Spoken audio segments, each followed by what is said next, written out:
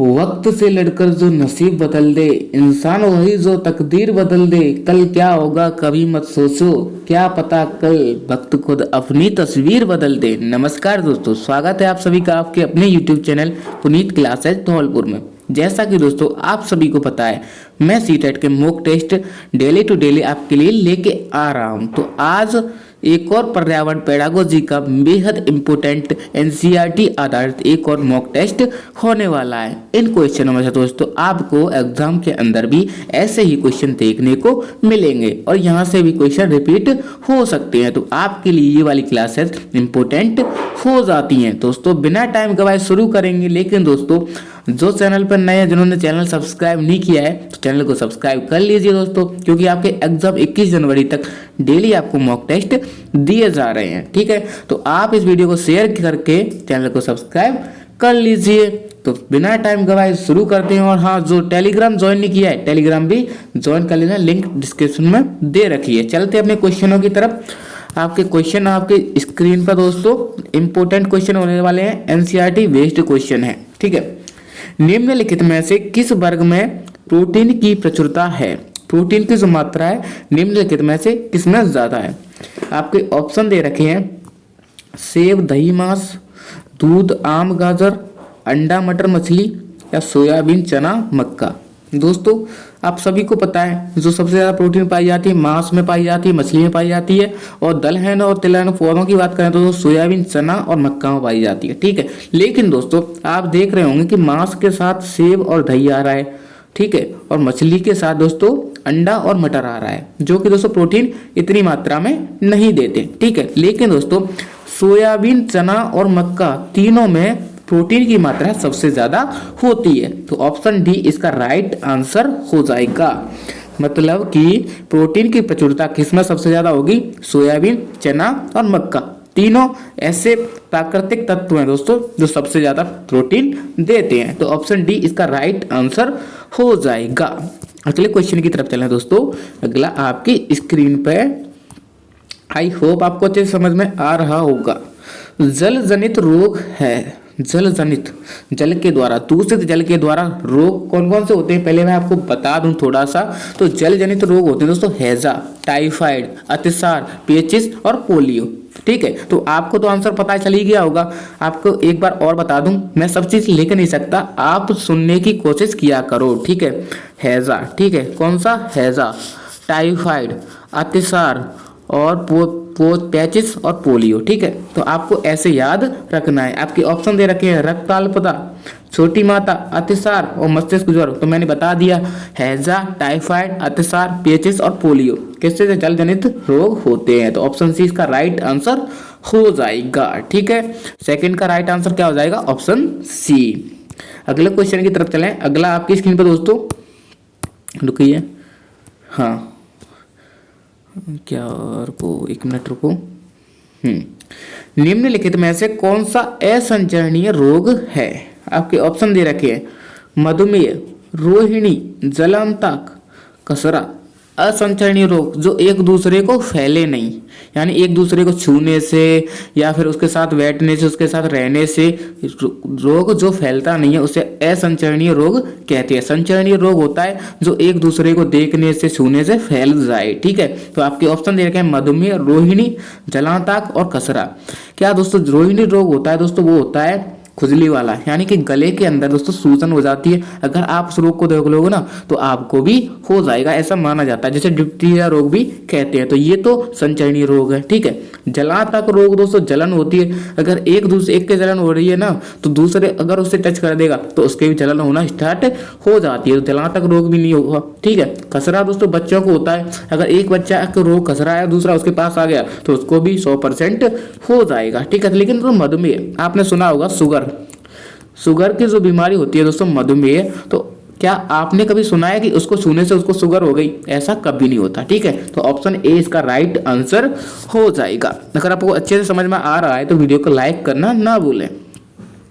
अगला क्वेश्चन आपकी स्क्रीन पर दोस्तों, निम्नलिखित में से विटामिन ए का अच्छा स्रोत क्या है? विटामिन ए का सबसे अच्छा स्रोत क्या है? मोस्ट इंपोर्टेंट क्वेश्चन दोस्तों, ऐसा क्वेश्चन आपको जरूर देखने को मिलेगा। तो ऐसे क्वेश्चन मैंने ज्यादा से ज्यादा आपके इस एमसीक्यू में डाले हुए हैं। ठीक है, तो विटामिन ए का सबसे अच्छा स्रोत पूछा गया है। आपके ऑप्शन दे रखे हैं गाजर, आलू, स्ट्रॉबेरी या पत्ता गोभी। तो दोस्तों आपको पता ही होगा विटामिन ए का जो अच्छा सबसे अच्छा स्रोत है दोस्तों गाजर और कैरोटीन होता है। तो ऑप्शन ए इसका राइट आंसर हो जाएगा। अगले क्वेश्चन की तरफ चलें। अगला क्वेश्चन आपकी स्क्रीन पर, विटामिन के की कमी से क्या होता है? विटामिन के की कमी से क्या होता है? दोस्तों मैंने सभी जो एनसीईआरटी बेस्ड होते हैं वही क्वेश्चन पेपर आपके लिए लेके आया हूँ। ठीक है, तो आप अच्छे से ध्यान से सभी क्वेश्चन पढ़ के समझ के उसका आंसर देने की कोशिश करें। तो विटामिन के की कमी से क्या होता है? पाचन में समस्या आती है, कैल्शियम के उपापचय में समस्या आती है, रक्त का थक्का जमने में समस्या आती है। यस, रक्त का थक्का जमने में ही समस्या आती है। विटामिन के की कमी से क्या होता है? रक्त का थक्का नहीं जम पाता है। ठीक है, तो ऑप्शन सी इसका राइट आंसर हो जाएगा। अगले क्वेश्चन की तरफ चलें दोस्तों। अगला आपकी स्क्रीन पर देखिए, मछली के लीवर ऑयल में प्रचुर मात्रा में होता है। मछली का जो लीवर होता है उसमें जो ऑयल पाया जाता है उसमें क्या पाया जाता है सब ज्यादा मात्रा में? ठीक है, vitamin A, vitamin D, vitamin E या विटामिन ए और डी दोनों? बताइए दोस्तों। मछली के लीवर में दोस्तों विटामिन ए और विटामिन डी दोनों पाए जाते हैं। तो ऑप्शन डी इसका राइट आंसर हो जाएगा। अगले क्वेश्चन की तरफ चलें दोस्तों। अगला क्वेश्चन आपकी स्क्रीन पर, दोस्तों इस वीडियो को ज़्यादा से ज़्यादा शेयर करना उन दोस्तों के पास जो हर बार सीटेट क्लियर नहीं कर पाती हैं। ठीक है, निम्नलिखित में से कौन सा आयरन का सबसे प्रसिद्ध स्रोत है? आपके ऑप्शन लिखे हुए हैं दूध, फलियां, हरी सब्जियां और अंडे। निम्नलिखित में से कौन सा आयरन का सबसे बड़ा स्रोत क्या होता है दोस्तों? हरी सब्जियां, पालक हुए, मेथी होती है ना, तो हरी सब्जियां सबसे ज्यादा स्रोत होता है आयरन का। ठीक है, अगर आपको आयरन की कमी है तो आप हरी सब्जियों का सेवन कीजिए, आयरन की कमी की पूर्ति हो जाएगी। तो इसका राइट आंसर ऑप्शन सी हो जाएगा। अगला क्वेश्चन दोस्तों आपकी स्क्रीन पर, निम्नलिखित में से कौन सा पदार्थ मानव शरीर में ईंधन का काम करता है? मानव शरीर को चलाने के लिए ईंधन का काम करता है। कौन करता है? जल, कार्बोहाइड्रेट, प्रोटीन या विटामिन? ईंधन से संबंधित है, जैसे कि दोस्तों बाइक को चलाने के लिए इसमें पेट्रोल ईंधन का काम करती है। तो मनुष्य के शरीर में ऐसा कौन सा पदार्थ है जो उसमें ईंधन का काम करता है, उसको चलाने में काम करता है? ठीक है, तो आपके ऑप्शन दे रखे हैं जल, कार्बोहाइड्रेट, प्रोटीन और विटामिन। तो दोस्तों इसका राइट आंसर हो जाएगा कार्बोहाइड्रेट। मानव शरीर में ईंधन का काम कौन करता है दोस्तों? कार्बोहाइड्रेट करेगा। ऑप्शन बी इसका राइट आंसर हो जाएगा। अगले क्वेश्चन की तरफ चलें दोस्तों। अगला आपकी स्क्रीन पर देखिए, निम्नलिखित में से कौन सी शर्करा तत्काल ऊर्जा प्रदान करती है? तत्काल सबसे फास्ट जो ऊर्जा प्रदान करती है ऐसी कौन सी शर्करा है? माल्टोज, लैक्टोज, सेल्यूलोज या ग्लूकोज? तो दोस्तों आपने देखा होगा जब खिलाड़ी मैच देखते हो आप, तो मैच में सबसे पहले उस खिलाड़ी को ग्लूकोज देके भेजा जाता है। क्यों देकर दिया जाता है? जिसको तत्काल ऊर्जा प्रदान की जाए। या फिर कोई दोस्तों अगर कोई दौड़ने के लिए जा रहा है तो आप उसे सबसे पहले ग्लूकोज दे दो, उसमें उसके अंदर तत्काल ऊर्जा प्रदान हो जाएगी। तो यानी इसका राइट आंसर तो ग्लूकोज हो जाएगा, क्योंकि दोस्तों सबसे पहले तत्काल ऊर्जा प्रदान कौन करता है? ग्लूकोज प्रदान करता है। अगर आपको तत्काल जल्दी से जल्दी ऊर्जा चाहिए, कभी जरूरत पड़े, तो आप ग्लूकोज का सेवन करना, आपका काम हो जाएगा। ठीक है, तो ऑप्शन डी इसका राइट आंसर हो जाएगा। अगला क्वेश्चन है आपकी स्क्रीन पर दोस्तों, किसमें प्रोटीन नहीं पाया जाता? प्रोटीन नहीं पाया जाता दाल, चावल, मांस और दूध। दोस्तों दाल में तो पाया ही जाता है, मांस में भी पाया जाता है, दूध में भी पाया जाता है, लेकिन दोस्तों चावल में आपको पता ही होगा कार्बोहाइड्रेट पाया जाता है। क्या पाया जाता है? कार्बोहाइड्रेट। ठीक है, तो सबसे ज्यादा प्रोटीन किसमें, इसमें पूछा क्या गया था किसमें प्रोटीन नहीं पाया जाता? दाल, मांस और दूध तीनों में पाया जाता है और चावल में नहीं पाया जाता है। सबसे ज्यादा प्रोटीन किसमें पाया जाता है? सोयाबीन में। अभी हम बात करके आए हैं। ठीक है, अगले क्वेश्चन की तरफ चलें दोस्तों। अगला आपकी स्क्रीन पे देखिए, मानव शरीर में विटामिन ए भंडारित होता है यकृत में, वृक्क में, फुसफुस में या त्वचा में? मानव शरीर में विटामिन ए भंडारित होता है? कहाँ पर होता है दोस्तों? यकृत में। ऑप्शन ए इसका राइट आंसर हो जाएगा। अगले क्वेश्चन की तरफ चलें। अगला क्वेश्चन आपकी स्क्रीन पर दोस्तों, हृदय की धड़कन को नियंत्रित करने के लिए इनमें से कौन सा खनिज आवश्यक है? हृदय की जो धड़कन है दोस्तों, उसको नियंत्रित करने के लिए कौन सा खनिज आवश्यक होता है? आपके ऑप्शन लिखे हुए हैं, सोडियम, क्लोरीन, लोहा, पोटेशियम। दोस्तों आपको पता ही होगा, हृदय की धड़कन को नियंत्रित करने के लिए पोटेशियम प्रयोग किया जाता है। याद रखना दोस्तों, इंपॉर्टेंट क्वेश्चन है। हृदय की धड़कन को नियंत्रित करने के लिए कौन सा खनिज आवश्यक है? पोटेशियम। ठीक है, ऑप्शन डी इसका राइट आंसर हो जाएगा। अगले क्वेश्चन की तरफ चलें। अगला क्वेश्चन आपकी स्क्रीन पर दोस्तों, कार्बोहाइड्रेट और प्रोटीन दोनों में पाए जाने वाला सामान्य तत्व है? सल्फर, कार्बन, नाइट्रोजन या क्लोरीन? कार्बोहाइड्रेट और प्रोटीन दोनों में पाए जाने वाला सामान्य तत्व कौन सा है दोस्तों? तो कार्बन दोनों में पाया जाता है। कार्बोहाइड्रेट में भी पाया जाता है और प्रोटीन में भी पाया जाता है। ऑप्शन बी इसका राइट आंसर हो जाएगा। अगले क्वेश्चन की तरफ चलें दोस्तों। अगला आपका क्वेश्चन है, निम्नलिखित में से कौन सा रोग संक्रामक है? संक्रामक रोग जो छूने से देखने से फैलता है। ठीक है, आपके ऑप्शन दे रखे हैं, डिप्थीरिया, उच्च रक्तचाप, हृदयघात या मधुमेह। तो दोस्तों शुगर तो हम पढ़ के आए हैं अभी, क्या है? असंक्रामक रोग है। हृदयघात क्या हार्ट अटैक जो होता है दोस्तों, क्या संक्रामक रोग है? अगर मुझे हार्ट अटैक आ रहा है तो क्या आपको भी हो सकता है? नहीं दोस्तों। ठीक है, उच्च रक्तचाप यानी ब्लड प्रेशर छूने से होता है? नो दोस्तों। लेकिन दोस्तों डिप्थीरिया मैंने अभी पढ़ाया था आपको, रोहिणा रोग डिप्थीरिया, जो गले में खराश और वो होती है ना सूजन, तो वो फैल जाता है। ठीक है, तो डिप्थीरिया रोग ऐसा होता है। ऑप्शन ए इसका राइट आंसर हो जाएगा। अगले क्वेश्चन की तरफ चलें दोस्तों। अगला क्वेश्चन आपकी स्क्रीन पर, भारत में पल्स पोलियो टीकाकरण कार्यक्रम कब आरंभ किया गया था? आपके ऑप्शन दे रखे हैं, 1985, 1995, 1990 और 2005। तो दोस्तों इसका राइट आंसर हो जाएगा 1995। भारत में पल्स पोलियो टीकाकरण का कार्यक्रम 1995 में किया गया था। किसकी वजह से? WHO, वर्ल्ड हेल्थ ऑफिस की वजह से उसने बोला था, संगठन ऑर्गेनाइजेशन, कि 1995 में भारत में पल्स पोलियो का टीकाकरण किया जाए। और इसमें दोस्तों 5 साल से जो भी कम बच्चे हैं, जब तक पोलियो खत्म नहीं होगा तब तक उसे टीकाकरण किया जाएगा। ठीक है, तो ऑप्शन बी इसका राइट आंसर हो जाएगा। अगला क्वेश्चन दोस्तों आपकी स्क्रीन पर, गोरे क्या है?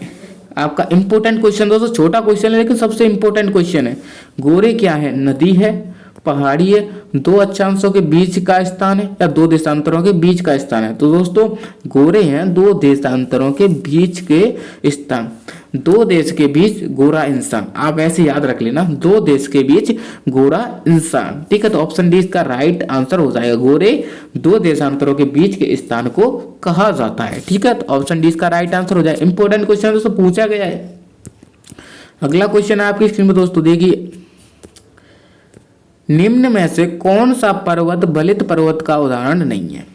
सबसे पहले आपको मैं बता दूं बलित पर्वत कौन कौन से हैं। ठीक है, तो बलित पर्वत हैं दोस्तों, Himalaya, Rocky, Andes, Atlas, Ural पर्वत। ठीक है, तो आप इनमें से देख लो कौन सा नहीं है, वही हो जाएगा। तो बलित पर्वत है कौन कौन से, एक बार कंफर्म करो, मैं सब चीज लिख नहीं सकता दोस्तों। हिमालय, रॉकी, एडीज, एटलस और यूराल पर्वत। ठीक है, तो विंध्याचल पर्वत दोस्तों उनमें से नहीं है। विंध्याचल पर्वत तो दोस्तों इंडिया में पश्चिमी भारत में पाया जाता है दोस्तों, जो कि बलित पर्वतमाला नहीं है। बलित पर्वतमाला दोस्तों सबसे पुरानी होती है। राजस्थान में कौन सी है? अरावली पर्वतमाला है। ठीक है, वो भी बलित पर्वतमाला है। यूराल पर्वत भी क्या है? बलित पर्वतमाला है। हिमालय पर्वत भी क्या है? बलित पर्वतमाला है। और एटलस भी बलित पर्वतमाला है। बलित पर्वतमाला कौन कौन आते हैं दोस्तों? हिमालय, रॉकी, एडीज, एटलस और यूराल पर्वत। ठीक है, तो इसका राइट आंसर हो जाएगा ऑप्शन ए। जो पर्वत बलित पर्वत का उदाहरण नहीं है, कौन नहीं है? विंध्याचल पर्वत नहीं है। तो ऑप्शन ए इसका राइट आंसर हो जाएगा।